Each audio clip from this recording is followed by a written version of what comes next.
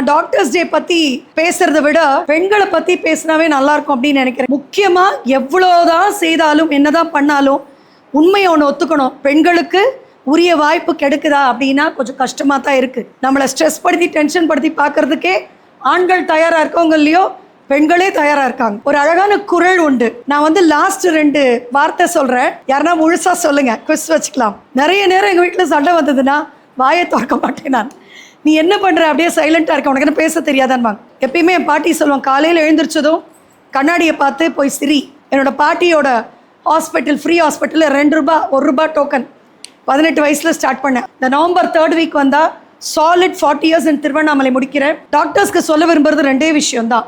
ஒன்று, எல்லா நேரத்திலையும் எல்லோரும் பாராட்டி கொண்டிருக்க மாட்டார்கள். 2வது,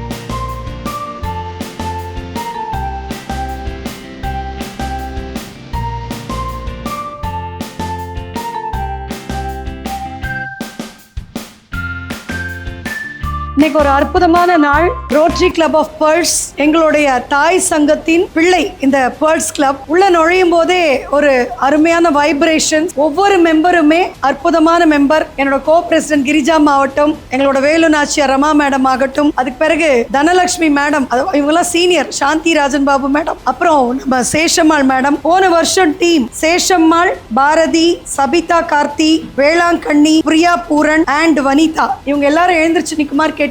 இந்த வருடம், அதாவது இப்பதான் முடிஞ்சிருக்கு, இவங்களுடைய அற்புதமான வருடத்திற்கு ஒரு நல்ல கைத்தட்டல் கொடுக்க வேண்டும்.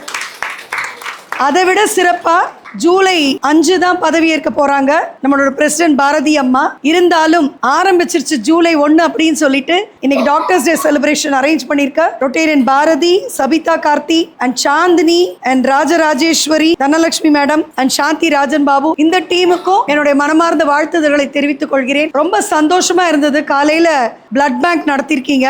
அந்த பிளட் பேங்க்ல டொனேட் பண்ண 2 லட்சுமியும் 3 தான், ராஜலட்சுமி, ராஜேஸ்வரியும், மகாலட்சுமி, இன்னொரு லட்சுமி யாரு, பிருந்தா லட்சுமி. இவங்க அத்தனை பேருக்கும் ஒரு பெரிய கைத்தட்டல் கொடுக்கணும். இந்த ரோட்டரி ஆண்டை இவ்வளவு சிறப்பா தொடங்குறதுக்கு இது ஒரு மிகப்பெரிய ஒரு இன்சிடென்ஸ். இதை விட சிறப்பா ரோட்டரி ஆண்டை தொடங்க முடியாது. வாழ்த்துக்கள்மா. ஏன்னா மயக்கம் கீக்கம் வந்துச்சா ரத்தம் கொடுத்துட்டு? இல்ல, நான் வந்ததுல இருந்து பார்த்துட்டு இருக்கேன். பாருங்க, அப்படி இருந்தாலும் கொடுத்துருக்கீங்க. Very good. உட்கார்ந்துக்கோங்க. திருப்பி விழுந்துட்டா கஷ்டம். இங்க வந்திருக்கக்கூடிய அத்தனை டாக்டர்ஸ் எனக்கு ரொம்ப சந்தோஷமா இருந்தது. அதாவது நான் ஒவ்வொரு டாக்டரோட பேரு இதுல இருக்கிறதுல யாருமே தெரியாதவங்களே எனக்கு கிடையாது. Doctor Sujitha, doctor Pratheeba, doctor Prabha dentist கிளம்பிட்டான்னு நினைக்கிறேன். அதுக்கப்புறம் சுகன் காந்தி மேடம், ஐஸ்வர்யா, அன்பு செல்வி, கவிதா, எல்லாருக்கும் என்னுடைய ஹாப்பி டாக்டர்ஸ் டே. என்னுடைய மருமகள் உட்பட, நந்தினி உட்பட அத்தனை பேருக்கும் happy doctors day and happy chartered day. ஏன்னா கிருஷ்ணவேணி மேடம் தான் என்னுடைய சார்ட்டர்ட் அக்கௌண்டன்ட். அப்புறம் என்னோட குட்டி குழந்தை, அவ நான் வளர்த்து இப்போ சார்ட்டர்ட் அக்கௌண்டன்டா நிற்கும் போது அவ்வளோ பெருமையா இருக்கு. ஒருத்தர் டெலிவரி பார்த்து எவ்வளோ சந்தோஷம். டெலிவரி பார்த்து இன்னைக்கு நீ உன்னை பார்த்து பயப்படுறாலும் நான் இருக்கேன். எல்லா டாக்டர்ஸ்க்கும் சிஓ பார்த்தா பயம், ஏன்னா எங்களுக்கு கணக்கெல்லாம் வராது. இது ஒரு நல்ல அழகான தருணம். நான் டாக்டர்ஸ் டே பத்தி பேசுறதை விட பெண்களை பத்தி பேசினாவே நல்லா இருக்கும் அப்படின்னு நினைக்கிறேன். கிரிஜா மேம்லாம் அக்செப்ட் பண்ணுவாங்க. வனிதா, நம்ம மோகன சுந்தரி எல்லாரும் தலையை நல்லா ஆட்டி ஆட்டி கேட்குறாங்க. பிரபா மேடம்லாம் ஒரு அழகான குரல் உண்டு. அந்த குரல் இங்க இருக்கிற doctors, chartered accountant plus other ladies எல்லாருக்கும் பொருத்தமான குரல். என்னுடைய ஸ்டாஃப்க்கு நான் அடிக்கடி சொல்ற குரல். நான் லாஸ்ட் 2 வார்த்தை சொல்றேன், யாருன்னா முழுசா சொல்லுங்க, குவிஸ் வச்சுக்கலாம். சோர்விலாள் பெண். என்ன குரல்? ஒரு கைத்தட்டல் கொடுங்க. கரெக்டா சொல்லிட்டாங்க. தற்காத்து, தற்கொண்டான் பேணி, தகை சான்ற, சொற்காத்து, சோர்விலாள் பெண். எந்த ஜாப் எடுத்தாலும், இப்ப ரோட்டரி கிளப் ஆஃப் பேர்ல்ஸ் இருக்கீங்க, டாக்டர்ஸ் இருக்கீங்க, சிஏவா இருக்கீங்க, பலதரப்பட்ட தொழில இருக்கிறீங்க, எல்லாருக்குமே அத்தனாயிரம் வருஷத்துக்கு முந்தி 1330 குறளை பிடிச்ச மிக அற்புதமான குறள் அது. நீங்கள் எந்த பெண்ணுக்கும் இதை கொண்டு போய் அவங்களோட வீட்டிலே ஆகட்டும், அவங்க செய்கிற தொழிலே ஆகட்டும், may she be an entrepreneur, a doctor, or CA, or whichever business she's into, இந்த குறளை எழுதி ஒட்டி வச்சுக்கிட்டா நல்லாயிருக்கும் அப்படின்னு நான் நினைப்பேன். தற்காத்து அப்படின்னா ஒரு பெண்ணானவள் தன்னை முதலில் காத்துக்கொள்ள வேண்டும். அவளை காத்துக்கணும். காக்கிறதுனா என்ன விஷயத்தில்? யாருன்னா அடிக்க வராங்கன்னு ஓடி போகிறதா? அப்படி கிடையாது. அவர்களுடைய உடல் நலம், மனநலம். அந்த பெண் தன்னுடைய உடல் நலத்தையும் மனநலத்தையும் ஒரு சேர காப்பாற்றி கொள்ள வேண்டும். உடல் நலம் இருந்தால் தான் அவளால் மற்றவங்களுக்கு எல்லா சர்வீஸும் பண்ண முடியும். டாக்டர்ஸ் தான் சர்வீஸ் பண்ணணும்னு இல்லை.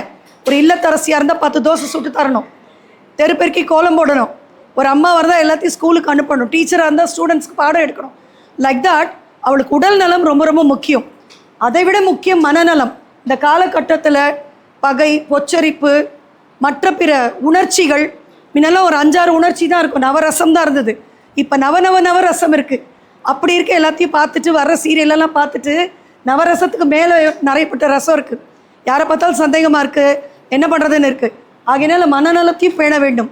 அதுதான் தற்காத்து. தற்கொண்டான் பேணி அப்படின்னா இங்கே இருக்க தமிழ் மிஸ் என்ன சொல்கிறாங்க தெரியல. எங்கள் தமிழ் மிஸ் உன்னோட புருஷனை காப்பாற்றுன்னு சொல்லி கொடுத்தாங்க. ஆனால் அது அப்படி இல்லை.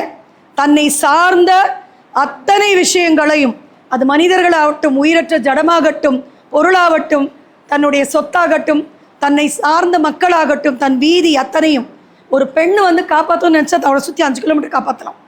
ஸோ தற்கொண்டான தன்னை கொண்ட அத்தனையும் பேணி தகை சான்ற சொற்காத்து ரொம்ப ரொம்ப முக்கியம்.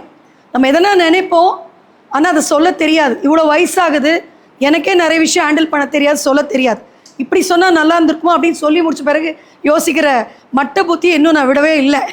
அப்புறம் தான் யோசிப்போம்.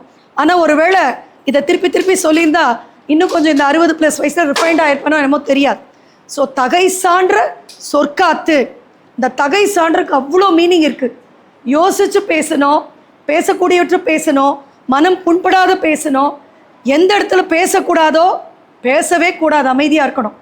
சொல்ல காக்கிறதுனா சொற்களை உச்சரிக்கிறது மட்டும் இல்லை, வாயை விட்டு அந்த வார்த்தைகள் வெளிவராமல் காப்பது கூட. மௌனம் நிறைய விஷயங்களுக்கு தீர்வாக அமையும். நிறைய நேரம் எங்கள் வீட்டில் சண்டை வந்ததுன்னா வாயை திறக்க மாட்டேன் நான். நீ என்ன பண்ணுற, அப்படியே சைலண்ட்டாக இருக்க, உனக்கு என்ன பேச தெரியாதான்வாங்க. அப்படியே அமைதியாக இருந்தால் இங்கே இருக்கிற பெண் பிள்ளைகளுக்கு நான் சொல்கிறது, சொற்காத்துனா சொற்களை காப்பாற்றி வெளியே விடுவது மட்டுமல்ல, மௌனமாக இருப்பதும் சொற்காத்து தான். சோர்வு இல்லாத பெண், இதுதான் பெஸ்ட். அதில் ஒரு பெண் அப்படின்னா அவளோட அடையாளமே சுறுசுறுப்பு தான். ஒரு பீ மாதிரி சுற்றிக்கிட்டே இருக்கணும்.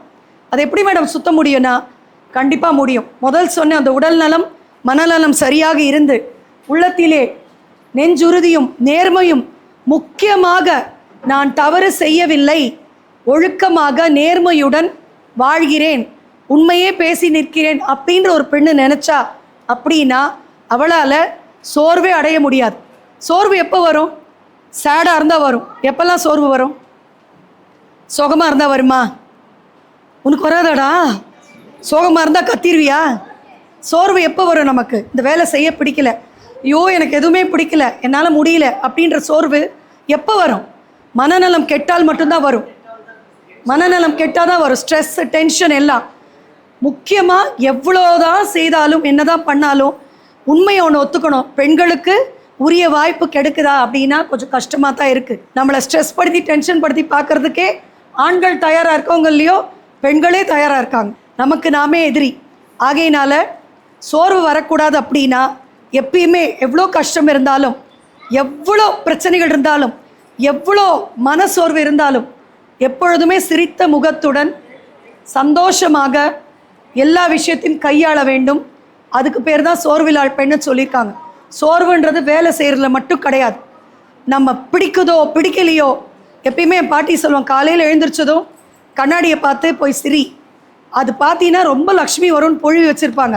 ஆனால் அந்த புழுகள் அதுக்காக இல்லை, நம்மளை நம்ம பார்த்து yes you can do it, yes இன்னைக்கு எனக்கு நல்லா இருக்கும். நீ முடிக்கலைன்னா யார் முடிக்க முடியும்? எத்தனை சோகங்கள் இருந்தாலும், தடைக்கற்கள் வந்தாலும், எதில் எப்படி இருந்தாலும் அதையெல்லாம் உடைத்து எறிந்து கொண்டு சிரித்த முகத்துடன் நாம் நடந்தோம் என்றால் அந்த சோர்வு நம் உடலுக்கு வராது.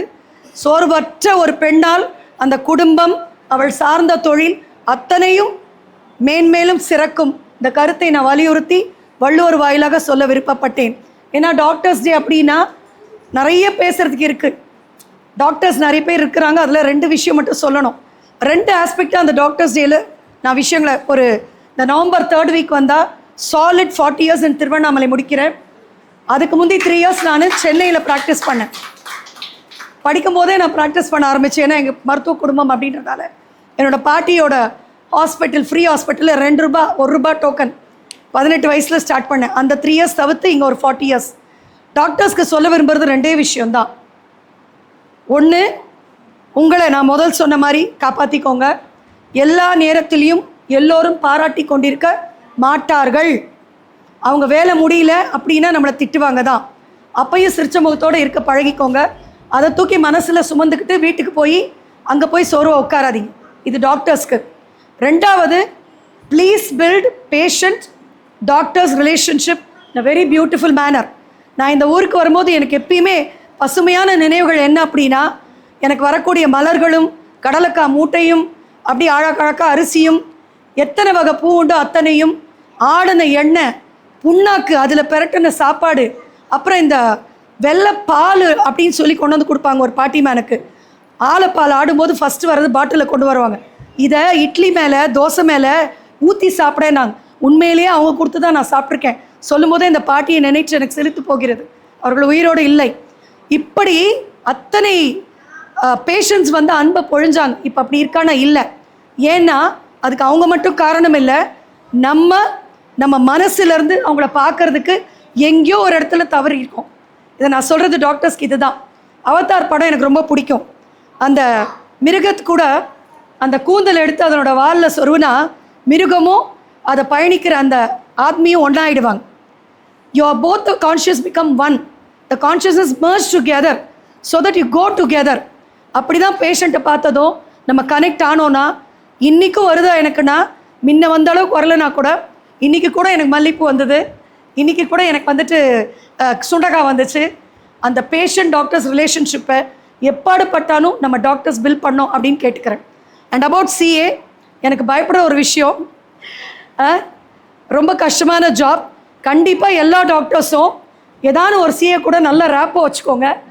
2வது, பெண்கள் வந்து சிஏவாக இருக்கிறதுன்றது ரொம்ப, சிவசங்கரிலாம் எவ்வளோ கஷ்டப்பட்டு படித்தா, கல்யாணம் ஆகி பிள்ளை பெற்று சிவசங்கரி முடித்தா. அவளுக்கு நிஜமாக கைத்தட்டல் கொடுக்கணும். அவைவன் சொல்லிட்டேன், சாரி. அவர்கள் முடித்தார்கள். எனக்கு அவ்வளோ சந்தோஷமாக இருக்கும். ஒவ்வொரு முறையும் வந்து இந்த பார்ட் முடித்தேன், அது முடிக்கும்போது அப்படின்ட்டு. எல்லா தொழிலுக்குமே ஹார்ட் ஒர்க் தான் பேஸ். மனசாட்சியோடு ஆத்மார்த்தமாக பெண்ணாகட்டும் ஆணாகட்டும் ஹார்ட் ஒர்க் பண்ணாக்கா எந்த தொழிலிலுமே ஜெயம்தான். அதான உங்கள் நெக்ஸ்ட் இயர் தீமு, ஜெயம் டீம் தான். ஆகையினால இப்போது இந்த வருடம் தொடங்கி இருக்கிறது உங்கள் ஜெயம் டீம் ஜெய ஜெயம் நடக்கிறதுக்கும், இங்கே இருக்கிற அத்தனை பெண்களும் வாழ்க்கையில் வெற்றி வாகை சூட வேண்டும் என்று என்னுடைய வாழ்த்துக்களை தெரிவித்துக் கொள்கிறேன். ஏன்னா கொஞ்சம் வயசாகிடுச்சு, அதனால் உங்களெல்லாம் வாழ்த்துகிற வயசில் நான் இருக்கேன்.